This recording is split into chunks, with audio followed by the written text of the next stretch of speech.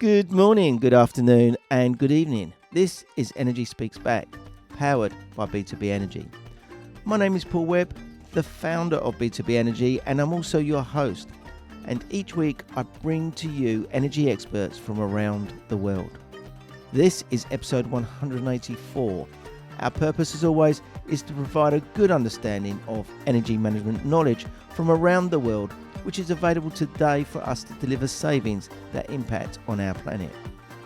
Welcome, energy enthusiasts, to another enlightening episode of Energy Speaks Back. Today, we focus on the critical role of thermal insulation in driving energy efficiency, reducing waste, and delivering practical low-cost carbon savings. This episode is a face-to-face conversation with B2B Energy partner TICA, the Thermal Insulation Contractors Association. And while I've travelled the world podcasting and meeting energy leaders from every corner, today I'm back in the UK supporting the up-and-coming paper focused on prioritising thermal insulation.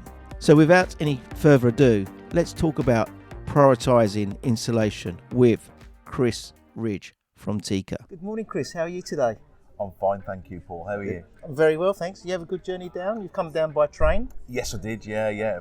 Absolutely perfect. Can't complain. It's funny, isn't it? Sometimes you can say, yeah, it's perfect, and there's always the little hiccups that sometimes we're hit with. I've had plenty of generally, those. it's pretty good, isn't it? Yeah. You know? You get your good, and sometimes you get your bad, and when it's bad, it's... Yeah, very bad. It's awful. But when it's good, it's very good. So. Absolutely. But the important thing for me is when you're using the train, I've travelled in by train as well, it's the carbon footprint. I always think I'm contributing to the carbon footprint rather than driving a car, etc.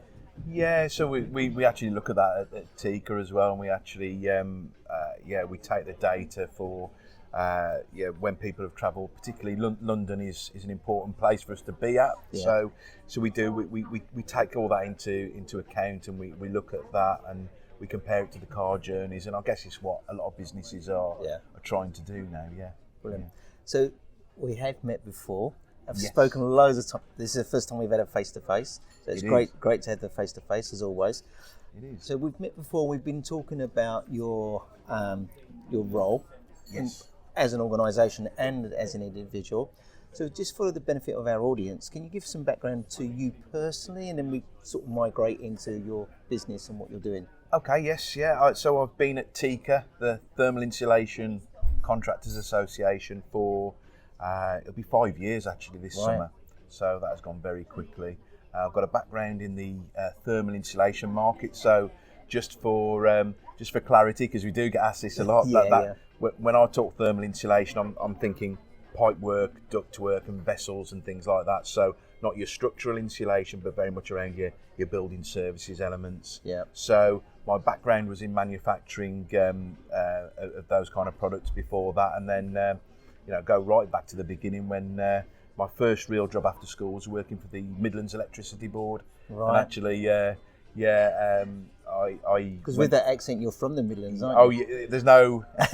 no. I was actually born in Bristol, believe it or not. Really? In between Bristol and Bath, to be precise, is where I lived the first 4 years of my life. But yeah, I've definitely acquired the Black Country accent, I think. So yes. So but yeah, I started really with MEB, understanding. It was my first real taste of energy management and infrastructure, and it kind of led me on a very uneven path, as it were, or certainly not a straight path, but into what I do now. Yeah, which is a job I really. Has it always that path? Has it always been mechanically based? Because when we talk about insulation, that's quite a mechanical type product or industry, isn't it? Yeah. So I mean, obviously, when I was at the MEB, very much electrically focused, but when for a number of reasons, this is down to prioritisation and things like that. But I was made redundant from there. The contracting operation that I worked for was effectively closed down, and a lot of people were sort of absorbed into the actual kind of electrical distribution business. I wanted to proceed into sales, which is kind of where I was already, where I'd already started working with MEB, and so it led me into fixing and supports for pipe work actually. So since then, absolutely more mechanically driven, but very much I've come into this from a more commercial angle, which I think is quite useful as well. Yeah. So yeah, It's good that, commercial side, there's no point if we don't bring in the commercial element, because everyone, it's got to be costs, there's got to be savings, and return on investment. And it's important to have that aspect to it. Absolutely. Incidentally, I was researching this morning, and insulation is probably one of the oldest energy management technology that existed and still exists today, and it hasn't changed much, has it? Well, yeah, I mean, or has it? Well, I mean, we could. I mean, how far back do you want to go? It's, the concept of it hasn't changed. So I mean, the Romans used cork insulation for their pipe work back in the old kind of Roman spa days. So there's been it's not a new concept. No. And again, just to maybe do a little bit of a sales pitch for the Black Country area. When you go around the Black Country Museum, you see some very early adoptions of insulation of pipe work. Right. That was more chiefly for for personal protection, to prevent people from burning on what was very, very hot piping systems. Yeah. So I mean, it's developed from there into being more about obviously the personal protection issue is still a very important one, but really we talk more and more now about energy efficiencies. We think things your condensation issues, and I was actually on site yesterday at a refrigeration application where it's all, the key thing is, of course, you're insulating to prevent energy losses, but you're also preventing that build-up of ice on glycol lines or, things like that. So, there are a number of reasons and really important factors, but obviously the big one we always come back to energy now, because that applies across the board. Yeah. And how long's TICA been operating? So actually next year will be our 70th anniversary. Right. So the Romans didn't found the TICA then. We've been around a while, but I think not as long as the Romans. So, but obviously just the job of a trade association has changed so much as well.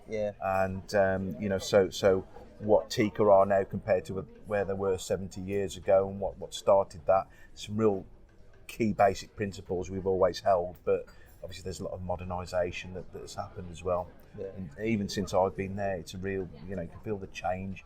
It's a real sense of energy about it, When you have trade associations, and I'm talking sort of globally around the trade associations as such, but they're used, they sort of interface between government and business, don't they, and industry. They play a very big part of providing that glue. And you mentioned you was at the Lords recently. I mean, a couple of years ago actually. That was the last time. But absolutely. It's very interesting to see, have that opportunity to bring people together. It's a big part of what we do. And do you find? Obviously, I don't like to get too political with my podcast as such, but do you find that government adopts or listens to the trade association? Is there a connection there, or is it a detachment? I think there's I could put myself, I could stand in different places with that, and I think in general there are when you look at the construction sector, there does seem to be quite a lot of back and forth, good communication between, say, government and the Construction Leadership Council, but only on certain things. I think there's I think when it comes to specific trade associations with specific points, that's really a challenge. And our government listening on things like energy saving, I think it's a real problem to solve. I think government have got so many problems to solve, and it's very difficult for them to listen to everybody. So you can bring some of those facets together, like with the building safety aspect and competence through the supply chain. It's actually really important we work together with other trade associations, and then we're represented as a whole, as it were.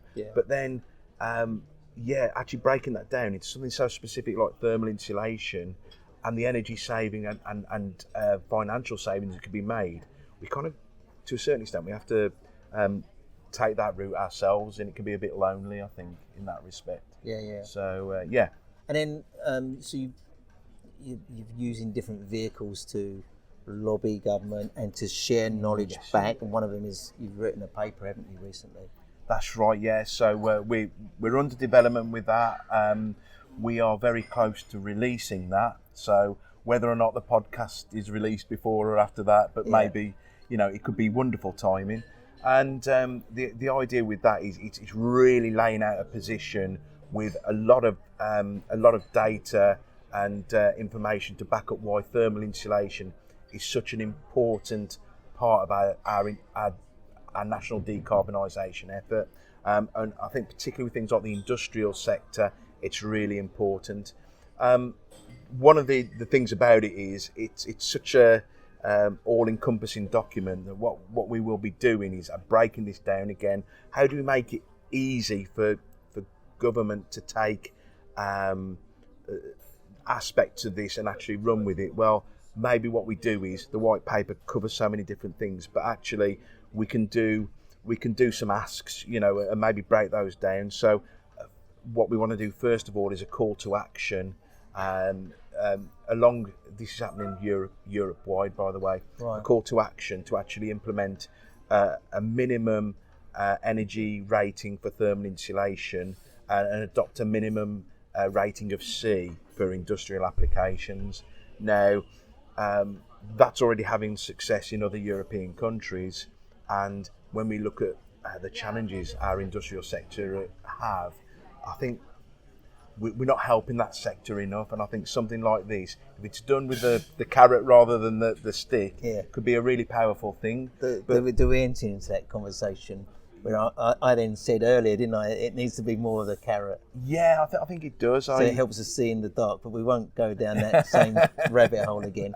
No, we won't do that now. Yeah, no, that's fair enough. But I think it's so important.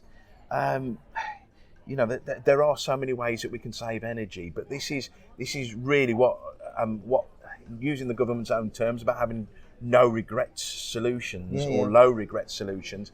This really does tick the box, and I think if we can help our industry, which sometimes I think feels very beleaguered, and actually it's really valuable to what we do. Why can't we help the industry, our industrial sector, to adopt some of these measures? But so we start by highlighting it, hence the white paper, hence the call to action, which I'm really hoping that people who are listening to this podcast and energy sector professionals can really buy into this and work with TICA to promote this. So more to come on that very soon. And interestingly, so we have vehicles as an energy consultant. We've got and within the legislation, and if we focus on things like ESOS, so forget ESOS, just put up ESOS to one side. Okay. When I do an energy assessment on any organisation, I would say 25% of that assessment will be attributed to issues around the plant room, around insulation.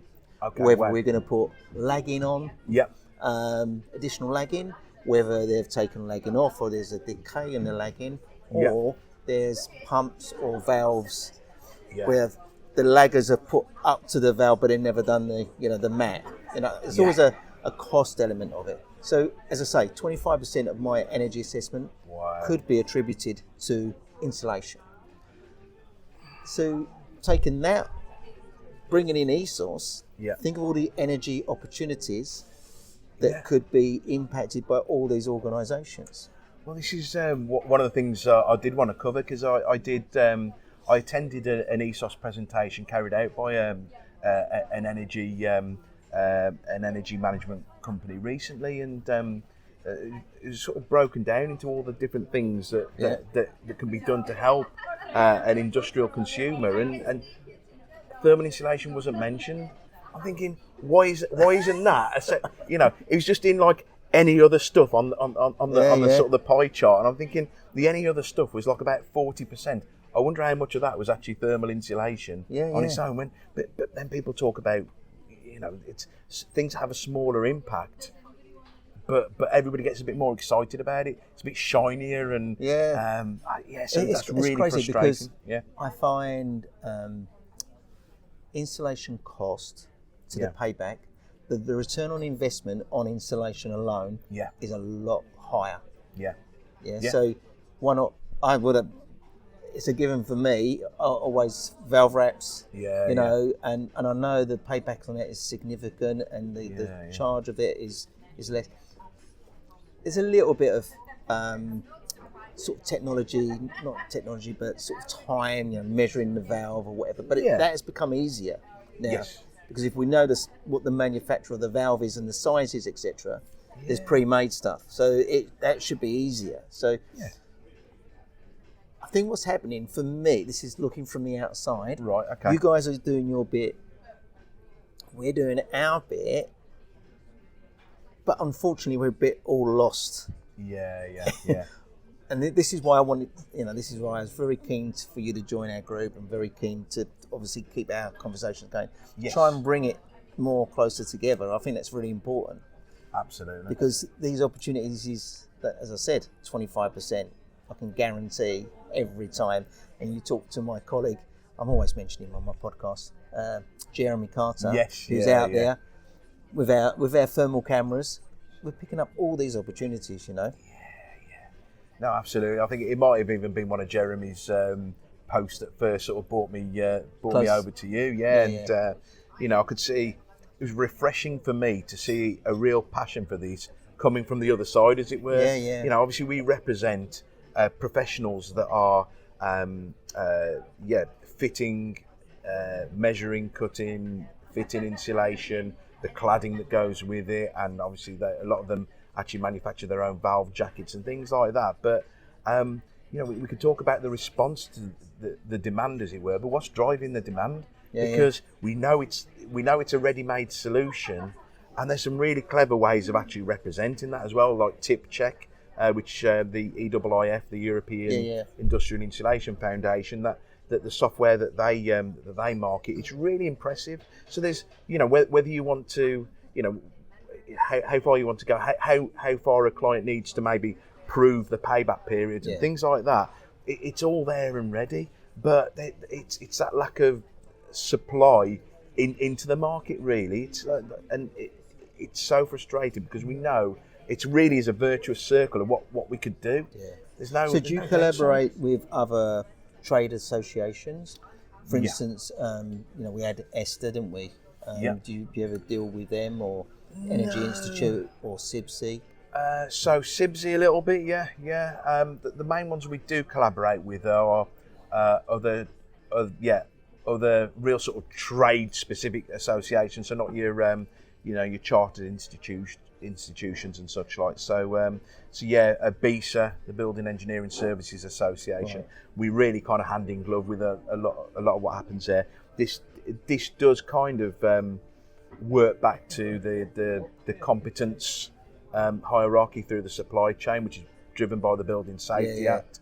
And so there's a lot of work we're doing there to ensure that a mechanical electrical contractor, when they're under pressure to evidence their own competence, they can then show through TICA membership, they can show that they are appointing a competent thermal insulator who's going to understand how to insulate properly. It's a big problem at the moment. A lot of what you see as energy assessors is don't get me wrong, there's degradation, there's there's valve jackets that are taken off and strewn aside, and many different things like that. But ultimately, a lot of it wasn't done right in the first place. So to get it done right in the first place is where we can really work with BESA, and it sort of jigsaw pieces into other trade associations. We've done work with the Electrical Contractors Association, with the ASFP, who represent the specialist fire protection contractors. There's a lot of people we are working with like that. We're also members of Build UK, which kind of brings it all together and speaks for the whole market. So because with the older stuff, we've got issues with asbestos, haven't we? Yes. Which us as consultants have got to be careful what we're looking at, and there should be asbestos registers done, etc. Yes. But that was the old form of insulation, wasn't it? Yes, it was an old form of insulation, and it's very much tied into the legacy of the insulation industry. And again, that probably helps explain why we have our own division dedicated to that. ACAD is the asbestos control and abatement division of TICA. that has got a really a large and growing membership base as well. It's still an issue.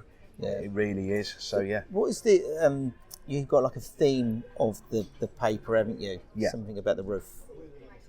The proof is on the roof. Yeah. Where's that come from?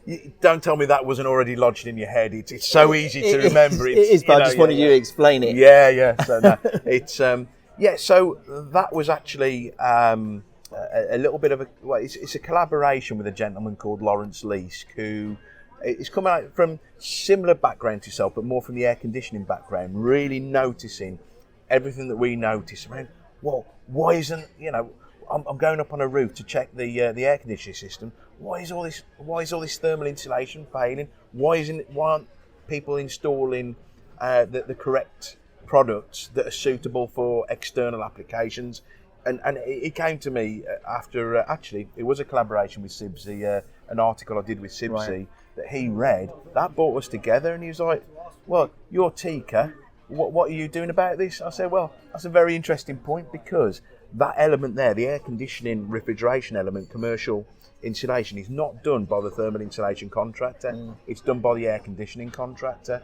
It's flexible foams. It doesn't require that sort of same kind of workmanship that you might need a thermal insulation contractor to do, say with like mineral fibre or phenolic or anything else for that matter. So it tends to be done by the refrigeration market, but it doesn't mean to say we shouldn't care about it. And actually, what we do with the proof is on the roof is we're highlighting that, and he's built a nice. Actually, I should mention this as well. Yeah, he's built a nice bridge between us and the IOR, the Institute of Refrigeration. Right. There's a body that I didn't mention earlier. Yeah. So that's good. We did some really interesting webinars with them last year. I think it's really important we collaborate. Yeah. There are these crossovers, isn't there?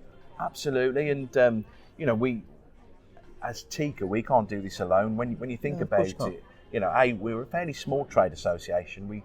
We dare I say we shout quite loudly for a fairly small trade association, but also, thermal insulation as a product, it interfaces with so many things. It's installed on pipe work, so you've got to speak to that trade. Ductwork, again, that's a different set of, or there are other trade associations specifically dedicated to ductwork, and so it goes on into fire protection and all the rest controls, of it. Controls, BMS with the valves, etc. So potentially it can kind of, it can spin off into different things. So we're kind of, I like to say, fairly humble about the fact that we can't do it on our own, and we need other trade associations. But actually, the feedback has been really, really good. People have been welcoming this. There's so many aspects of this. The one with the Electrical Contractors Association was understanding where trace heating fits into all of this as well. So obviously it's an important aspect, but it doesn't have its own trade association. It doesn't have its own national occupational standard, and so how do you show competence within that? Even what is it? Is it an electrical job? Is it, people, a lot of the time, thermal insulators are doing the trace heating, installing the actual trace heating cables and then insulating over it, and then the electrical contractor will do the final connections. But it kind of slips in the middle of trades. So all these things need to be looked at. So it's like having a massive puzzle in front of you, and where do you start? You start the corners, then the edges, and then work. Absolutely, and it's that puzzle. But we got our piece, which is the TICA piece, and then we're kind of building the puzzle around that. You're not necessarily right in the middle of it, are you? You're amongst it. Yeah, that's the absolutely. Thing. Nobody's right in it. I think that's the thing. Everybody's got a part to play, but it's sort of that spider's web of Tell me what I'm pushing the question here, but what's your vision for this paper? What are you hoping to achieve from this? Initially, I'm hoping to achieve a government response which states that a minimum energy rating of C for industrial applications can be employed. That maybe the specifics is what I've got to work through. Could that be part of the ESOS reporting, for example? That's what I'd hope could be done. Energy performance certification, etc. Yes, exactly. Which is key as well, because we've got all these buildings around us. Are they all correctly graded? Would better insulation, improve that grading. Exactly. I mean, there was my proof is on the roof colleague Lawrence Leask was looking into this with energy ratings and certification, and indeed what he saw was examples of where the return could be really quick on things like cylinders where the hatches, the manholes have not been insulated. Just to insulate them, the payback. He looked at a particular example where the payback was about 8 months, I think. Really? And it was mentioned almost as like a not really important thing to do. But when it came to the actual report, the top thing was, a kind of a take it or leave it. You've done everything you can, but they hadn't, you know. Yeah. Look at a solar PV solution for this particular area, and so you think, well, why aren't they mentioning that? Why isn't that part of the A payback that gives you within 12 months? Yeah, That's just do it, isn't it? non-invasive? Yeah. So literally, you can continue your production without, you can't. When you think of the other options, you have to, there's a lot of design element going into that. There's potentially shutdowns, and these things can be quite invasive and difficult. Thermal insulation, again, no regrets. Yeah, no Easy power to down. do. Yeah, and so Plant can still probably operate as you may have to turn it down or turn it off. Well, you could do it in the summer, couldn't you? yeah, When the heat isn't on the systems, maybe exactly, things like that. I mean, with process pipe work, it could be more challenging, but again, there's got to be shutdown times, and but yeah, I mean, a lot of this you can do whenever you need to because it is non-invasive. So it's quite frustrating that is not considered. I think there's a lot around language with this as well, where there's and because it's not seen that certain words and phrases tend to get repeated a lot, and then we can get very excited. I'm not saying we shouldn't do, but we can get very excited about the deployment of heat pumps and things like that. And that seems to tick boxes without actually. Let's look a little bit more into the detail. Let's look at what we can do that's easier than that. Especially for the industrial sector. So I think this is it. It's almost sort of the deployment of, it's easy. It can be easy box ticking things to say, but let's talk about what really matters and what can be done quickest, and actually get that argument back to saving energy. The energy that we don't use is the best energy saving we'll make. Yeah, this is a great phrase, and that goes across the whole of the industry, doesn't it? Not just that, but when I look at, I'm going to go back to my figure of 25%. Yeah. That 25%, I know, as you say, can possibly pay back within 12 months. Yeah. And I've seen 3-month payback in some things when we put valve wraps on. Absolutely. 3 months payback. How amazing is that? It is. I mean, if you've got again, this is why the big ask for the white paper initially is focusing on the industrial market. Yeah. Because that is where we see pipe work that is far enough above the ambient temperature of the room that it's affecting the ambient temperature of the room, for one thing, actually. Yeah. But it's but it's so far above that energy saving of doing it right is huge. Yeah. So that sort of delta T is significant enough that you can make some real savings. But we did even we did a case study at an exhibition centre that we were exhibiting at as well. It was a really nice kind of coming together of different things. But we did that. That was water at 75 degrees, and again, the payback was little over a year. Yeah. So that was done in time for the exhibition with all the valve jackets in place. It was brilliant. I like the way you talk about the narrative and the. For me, that's education. And I've been having this saying. I don't know where I've got it from. I must have read something, but it's making the invisible visible for people, and that's what these papers do, isn't it? Yes. Is actually making people think, 12-month payback. Oh, that's interesting. Or within, they're the sort of things we need to be educating. Forget about what we've got to do to get that 12-month payback. Money's tough at the moment. Energy's at ridiculously high. We're not going to bring the crisis in again regarding that, but it will help with that crisis. It's going to reduce your gas consumption, improve electricity consumption as well if we're heating areas up more efficiently. Yeah. I mean, this is really one of the key drivers of this, and this is why we start. As I say, the white paper itself covers a lot of different aspects, but the initial call to action is about that industrial decarbonisation. When we look at that and the reasons why, so the EIIF, they did some research on this, and the equivalent sort of carbon reduction saving, if we were to insulate the industrial and energy sector correctly, equates to heating 800,000 houses. So you start thinking, then that's kind of like a power station's worth of energy savings. So when we start thinking about that, that's a really important thing. So when we start again that no regrets option.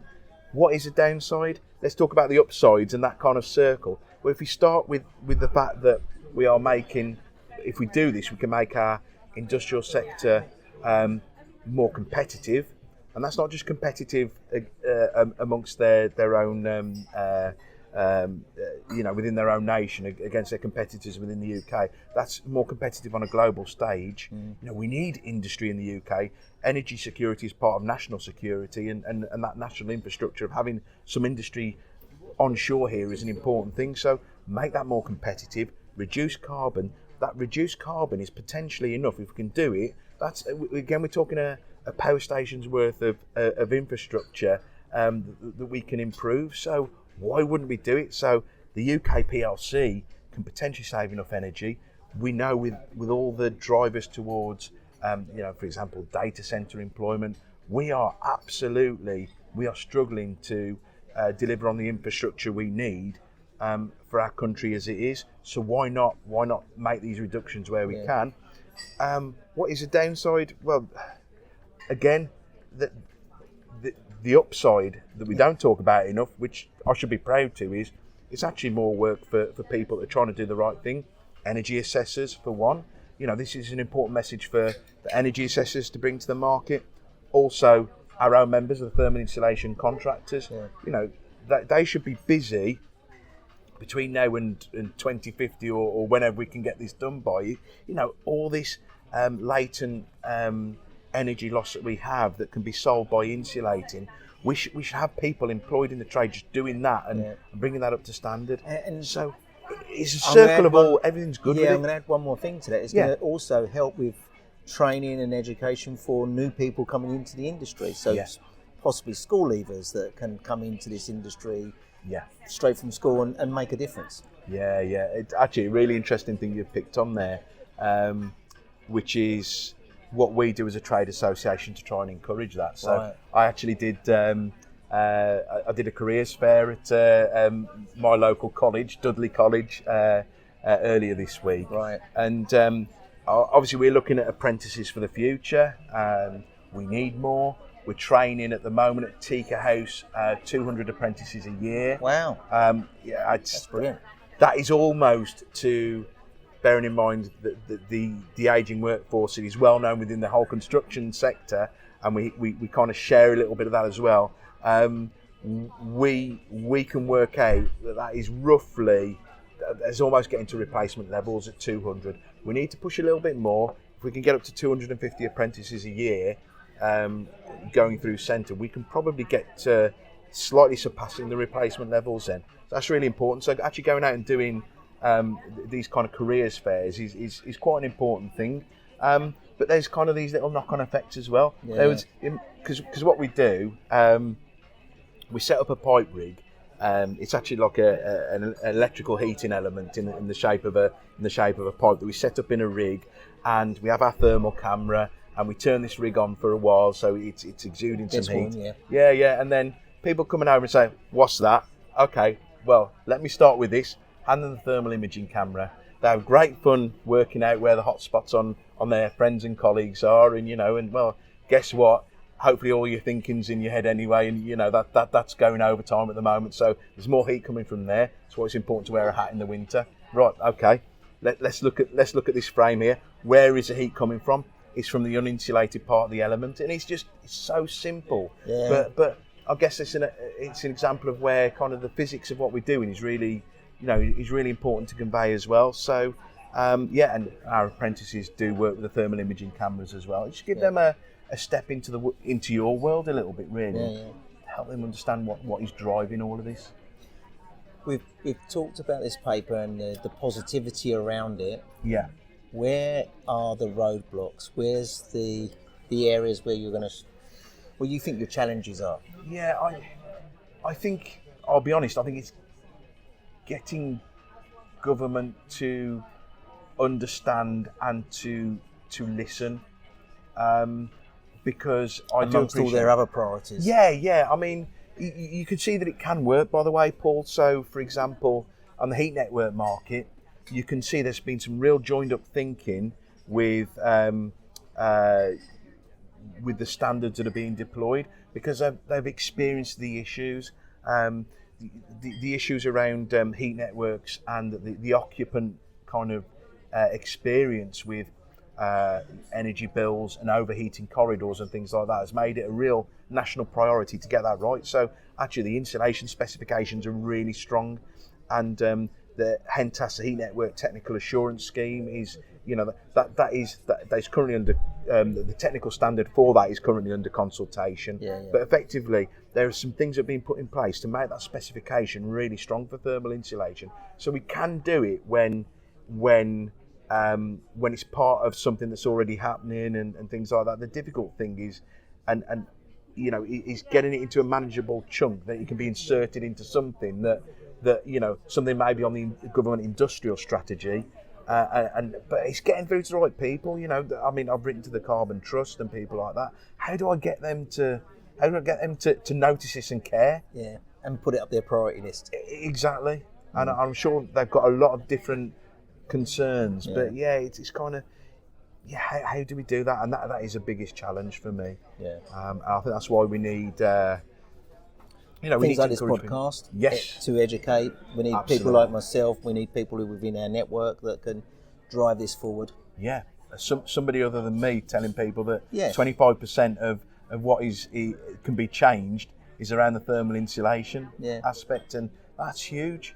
So and how long have we been saying that? I mean, since Julius Caesar, by the sounds of it. Since Julius Caesar, exactly. So Chris, look, let's just focus on, is there anything? There's lots here to take away. Is there any takeaways that you could give specifically now for people that could be listening to this today? So, I'm going to use the same phrase: get up on the roof or get into your plant room and have a look and see what's going on.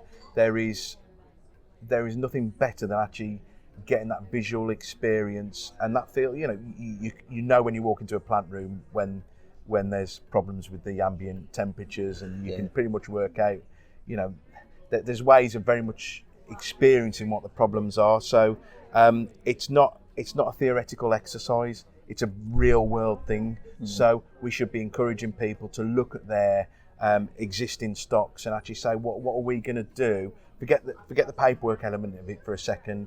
What are we actually going to do as a company?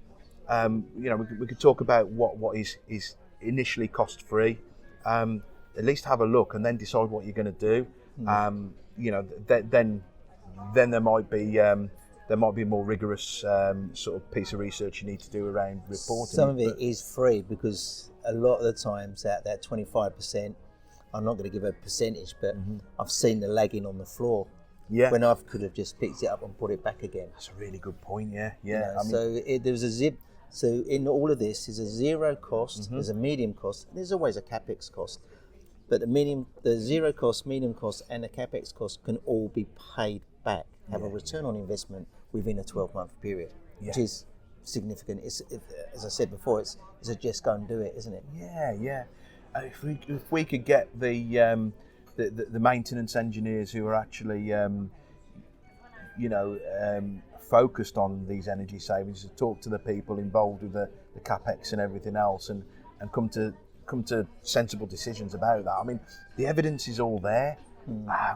But it's a real joined-up thinking approach that we need to have. But it starts definitely with seeing that proof, really. What's the timeline now, the paper? We're getting close, because I know we've been speaking about this. So What we're waiting on at the moment is we decided to delay it for a while because we've been talking to our European counterparts and this idea of this, because there's a Europe-wide standard, BSEN 17956 rolls off the tongue if you're that way inclined. Yeah. And that is an energy rating standard for thermal insulation, it actually makes it really easy for a client to be able to specify something nice and easy. Yeah. I just want an energy rating of C across my stock, go and sort it out, and show me what energy savings I'll make. Okay, brilliant. From that you can work out your return on investment, the payback times and everything. So it's really it involves a bit of work for the thermal insulator, but it's really quite an elegantly stated almost, a way of doing it. So that's what we're really, really focusing on, and I think it's right to do that in tandem with the rest of Europe. Yeah. So because the other countries are already doing things in Europe, but actually there's going to be a Europe-wide push. So I think that will happen in the next, I'm going to say by April, May, that will be in place, and we'll release the white paper at the same time. Brilliant. And then I will be This podcast will be going out before then, but this might be the teaser. Absolutely. I'm sure we'll be doing some more stuff leading up to that. Okay. So, Chris, I'd like to say thank you very much for you finding the time to come down to London to see me and spend time and talking to our audience. And lastly, I'd like to say you and your family stay safe in these times. Thank you very much, Paul. It's been a pleasure. Thank you. Thank you.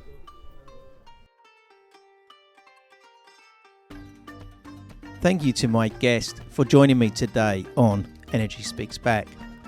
I'm very proud and humbled to have the opportunity to interview energy experts from around the world.